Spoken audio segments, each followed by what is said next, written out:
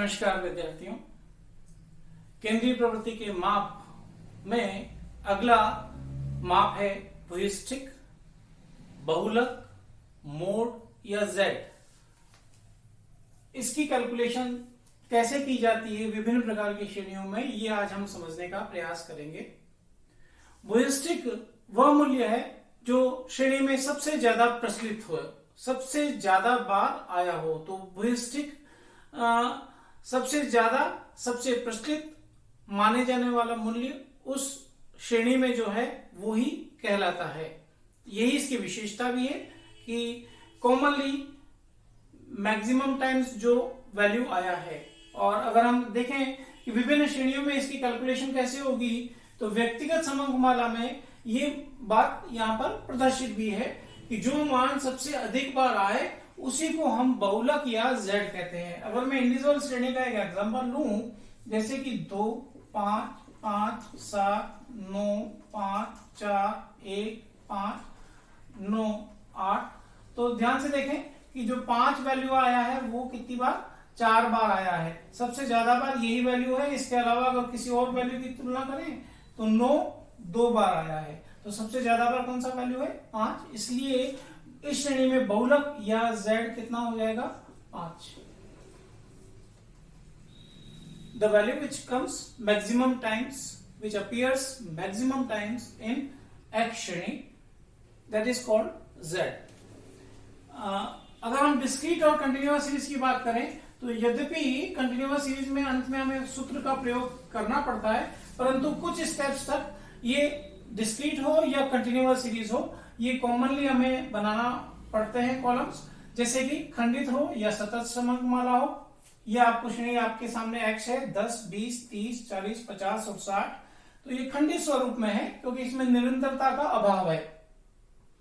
यहाँ पे less than, more than, under, over, below, above, exceeding to, not exceeding to ऐसे शब्द नहीं है। मिड वैल्यू भी नहीं लिखा हुआ है यहाँ पे, और साथ में ये ग्रुप्स भी नहीं है। इसका मतलब ये खंडित समंकमाला है। साथ में कही गई नंबर ऑफ आइटम्स की बात को हम एफ से डिनोट कर सकते हैं। तो ये हमने किया है। तो ये एक अपना प्रश्न है, तो खंडित समंकमाला का ये प्रश्न है।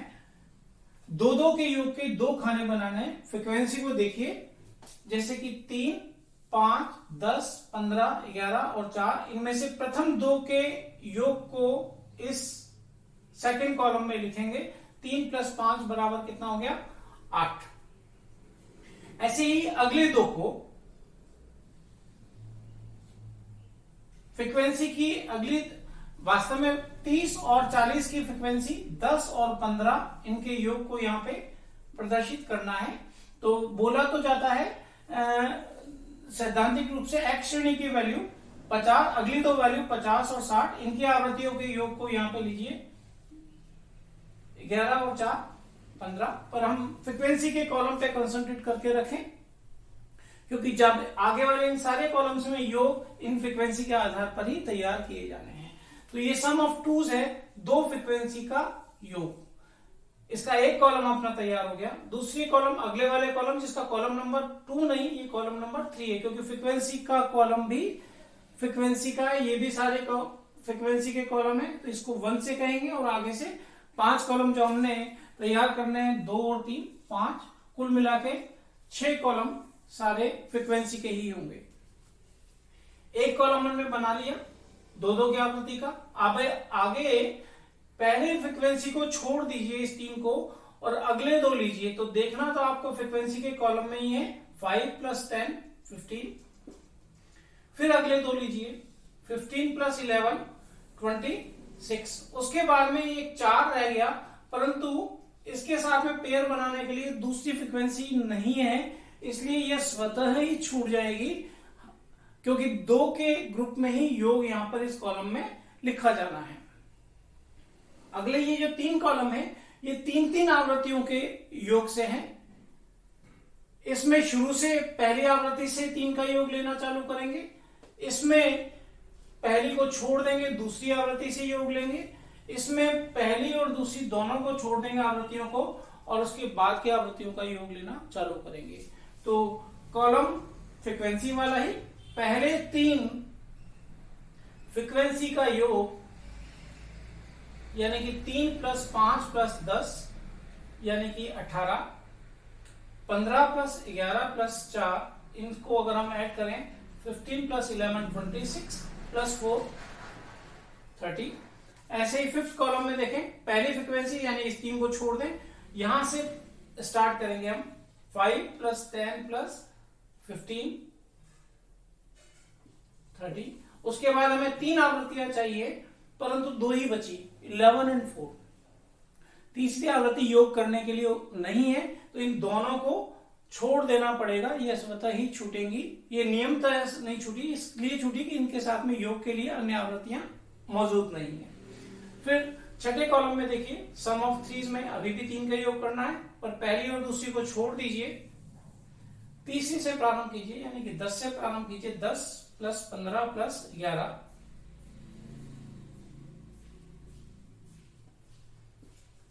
36। तो इस प्रकार से हमने इसका उपयोग कर लिया। 2-2 के योग के 2 खाने बना लिए, 3-3 के योग के 3 खाने बना लिए। इसके बाद हमें क्या करना है, इनमें से प्रत्येक से फ्रीक्वेंसी सहित, चाहे वो प्रश्न में दी गई है वो वाली फ्रीक्वेंसी, उसको हमने 1 नंबर कहा है, फ्रीक्वेंसी सहित प्रत्येक में सर्वाधिक हेतु टैली बार लगाना है। जैसे फ्रीक्वेंसी का कॉलम ये, इसमें सर्वाधिक वैल्यू कौन सी है, 15। हल्का सा टिक लगा लीजिए ताकि हमें ध्यान रहे कि हमने इसके लिए टैली बार लगाया। इस लाइन को पकड़िए, इस लाइन के सामने तिरछा 1, इसको हम टैली बार बोलते हैं, तो ये टैली बार इसके लिए लगा दिया। उसके बाद में देखिए सेकंड कॉलम है, इसमें सर्वाधिक कौन सा है, 25। 8, 25 और 15 में सबसे अधिक है 25। ध्यान रहे हम 25 के कारण टैली बार लगा रहे हैं, लेकिन 25 कहां से आया, इन दी गई 2 फ्रीक्वेंसी के आधार पर। तो इन दोनों के लिए एक टैली बार आपको लगाना है, 10 के लिए भी 10 के सामने और 15 के लिए भी 15 के सामने। तो वास्तव में ये आपने क्रमशः 30 और 40 इन 2 मूल्यों के लिए टैली बार लगा लिए। उसके बाद में थर्ड कॉलम में सर्वाधिक देखिए 15 और 26, ज्यादा कौन सा है, 26। ये 26 कैसे आया, ये 26 इन दोनों फ्रीक्वेंसी के योग से बना है। तो 15 के लिए भी एक टैली बार लगाइए और 11 के लिए भी एक टैली बार लगाइए। उसके बाद में फोर्थ कॉलम में 18 और 30, 30 ज्यादा है, इसको सर्वाधिक को चुनिए, और 30 जो योग है वो क्रमशः किनका है, 15, 11 और 4 का। तो इन तीनों वैल्यू के सामने एक एक टैली बार लगाइए, 15, 11 और 4 के लिए। अगले कॉलम में 30 जो योग है 5, 10 और 15 का, तो 5 के सामने लगाइए, 10 के सामने लगाइए और 15 के सामने लगाते समय देखिए यहाँ पे चूंकि 4 पहले से हो चुके हैं, गिनने में सुविधा हो इसलिए इसको तिरछा काट दिया जाता है, ये 5वां टैली बार कहलाएगा। तो 4 है, उसके बाद ये 5वां। 30 के लिए हमने लगा दिया। अब 36 के लिए लगाए तो 36 हो गए 10, 15 और 11 का, तो 10 के सामने, 15 के सामने और 11 के सामने। इस प्रकार से एक टैली बार हमने लगाया इस कॉलम के लिए, 2 इसके लिए, 2 इसके लिए, 3 इसके लिए, 3 इसके लिए, 3 इसके लिए। आई रिपीट, 1 प्लस 2 प्लस 2 ये हो गया 5, प्लस 3 8, प्लस 3 11, प्लस 3 14। इन टैली बार्स का योग सामान्य स्थिति में कितना होना चाहिए, 14 होना चाहिए। पहले से मालूम है, मैं भी योग कर लें, इसमें नहीं है, दूसरे में 1 है, उसके बाद में 3 है, उसके बाद में 6 है, उसके बाद में 3 है, उसके बाद में 1 है, 6 और 3 9 3 12 13 और 1 14, 14 टैली बार्स हैं। तो ये स्टेप हमने काम में ले ली।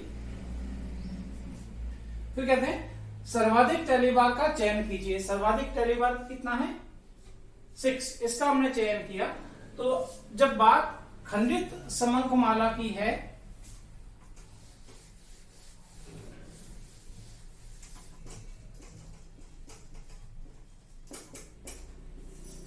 खंडित समंकमाला में डिस्क्रीट सीरीज में सर्वाधिक टैली बार के सामने x श्रेणी का जो मान है वो ही बहुलक मूल्य कहलाता है, z कहलाता है।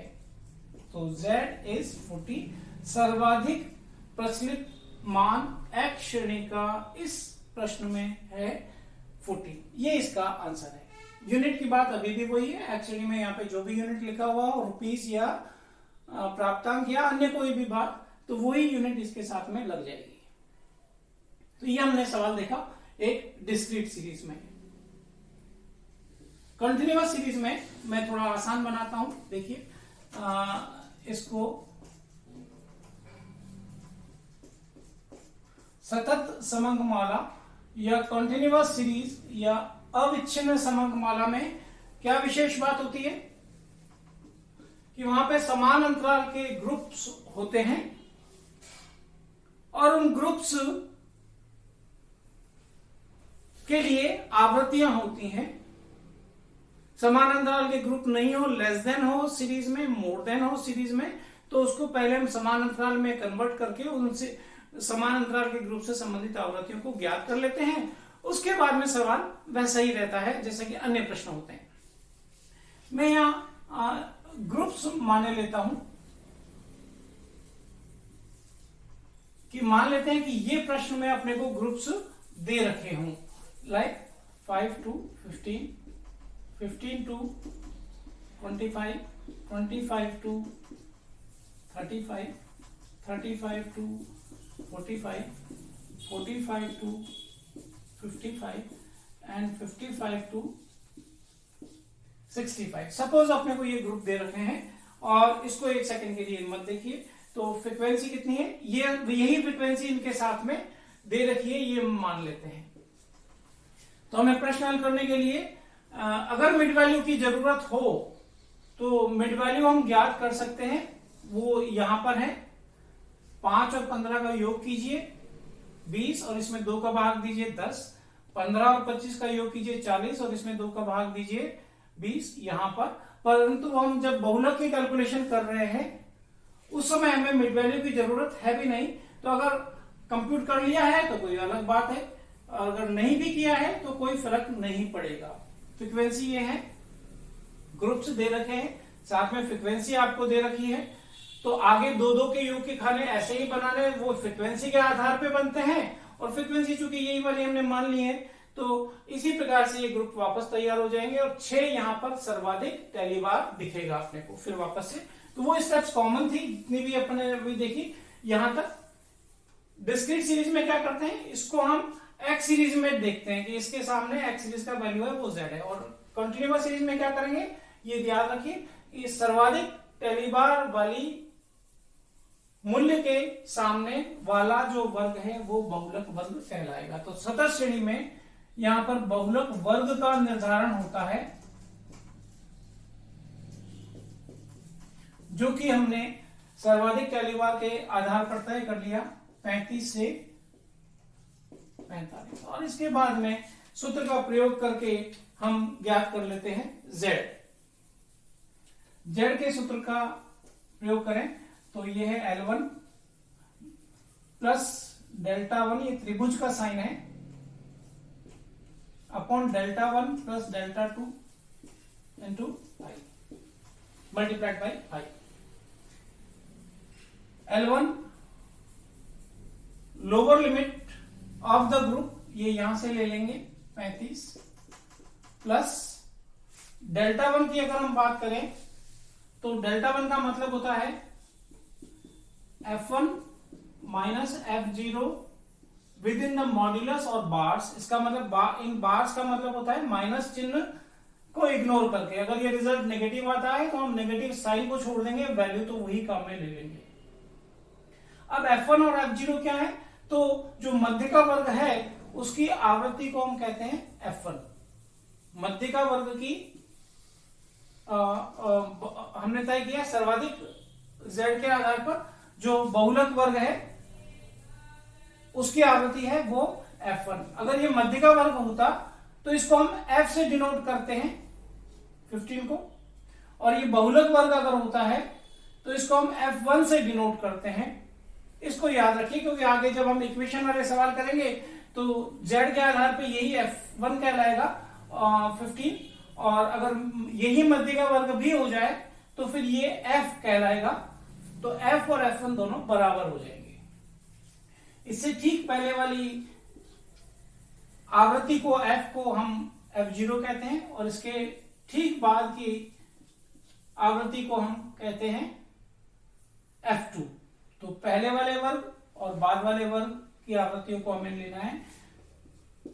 कैलकुलेशन अगर अपन कर ले तो 15 में से 10 को माइनस करें तो ये रिजल्ट आता है 5। और डेल्टा 2 की कैलकुलेशन अगर हम करें तो विद इन मॉड्यूलस और bars F1 minus F2, F1 है 15, F2 है 11, इनका अंतर निकाल लेंगे तो 4। तो डेल्टा 1 और डेल्टा 2 के वैल्यूज अपने पास में है, यहाँ पे प्रतिस्थापित कर दीजिए। Delta 1 is 5, delta 1 is 5 again, delta 2 is 4 multiply by interval of the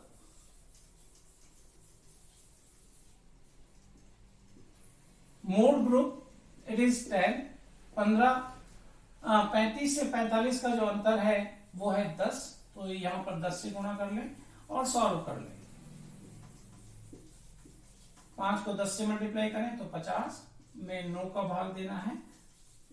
35 plus 50 में 9 का भाग दे दीजिए तो अप्रोक्सीमेटली 5.56। टोटल अगर अपन कर लें तो इट कम्स टू 40.56। Z यानी सर्वाधिक प्रचलित मूल्य इस सवाल में कौन सा होगा? 40.56। और ध्यान से देखें तो ये वैल्यू जो है इस ग्रुप में ही है 35 से 45। अगर ये इस वर्ग से बाहर आंसर आता है तो माने कि हमारी कैलकुलेशन में कहीं गलती हो चुकी, वापस से उसको चेक कर ले। तो मध्य का मूल्य भी अगर अपन कैलकुलेट करते हैं तो ग्रुप में आता है जो हम तय करते हैं, और बहुलक वर्ग में ही बहुलक का आंसर भी आएगा। ये इनकी लिमिट्स हैं इस सवाल में। बहुलक 40.56, 35 से 45 जो बहुलक वर्ग हमने निर्धारित किया था उसके भीतर है, उनके मध्य में कहीं पर अवस्थित है। तो इस प्रकार से हम बहुलक की गणना कर सकते हैं। सर्वाधिक प्रचलित मूल्य दी गए आवर्ती बंटन मान हम ज्ञात कर सकते हैं, चाहे वो सीरीज इंडिविजुअल हो, चाहे वो डिस्क्रीट हो, और चाहे वो कंटिन्यूअस हो। इसी प्रकार से आगे के जो भी वीडियो हैं वो भी आप देखते रहिए। इससे आप सब्जेक्ट में सवालों की प्रैक्टिस कर पाएंगे। इसके आधार पर अपने प्रश्न हल करते रहिए अपनी नोटबुक में। Thank you.